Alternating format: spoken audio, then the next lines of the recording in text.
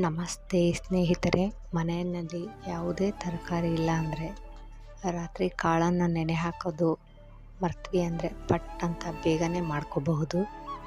ಮೊದಲಿಗೆ ನಾನಿಲ್ಲಿ ಕುಕ್ಕರ್ನಲ್ಲಿ 3 ವಿಸಿಲ್ ಹಾಕಿಸಿ ಹೆಸರು ಕಾಳನ್ನ ನೀಟಾಗಿ ಬೇಯಿಸಿಟ್ಕೊಂಡಿದ್ದೀನಿ. ಮನೆಯಲ್ಲಿ ಸಬ್ಬೆ ಸೊಪ್ಪು ಇತ್ತು ಅಂದರೆ ಸರಿ, ಇಲ್ಲ ಅಂದರೆ ಹಾಗೇನೂ ಮಾಡ್ಬೋದು.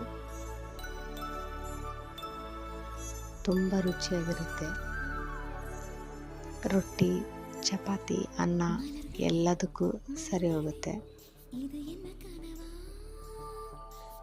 ಅಥವಾ ಎಲ್ಲಾದರೂ ಹೊರಗಡೆ ಹೋಗ್ತಾ ಇದ್ದೀವಿ ಅಂದರೆ ಒನ್ ಡೇ ಪಿಕ್ನಿಕ್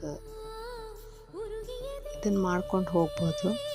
ಇದು ನನ್ನ ಫೇವ್ರೇಟ್ ಹೆಸರು ಕಾಳಿನ ಪಲ್ಯ. ಯಾರಿಗೆಲ್ಲ ಹೆಸರು ಕಾಳಿನ ಪಲ್ಯ ಇಷ್ಟ ಅಂತ ಕಾಮೆಂಟ್ ಮಾಡಿ. ನಾನು ಮಾಡೋದು ಇದೇ ರೀತಿಯೇ.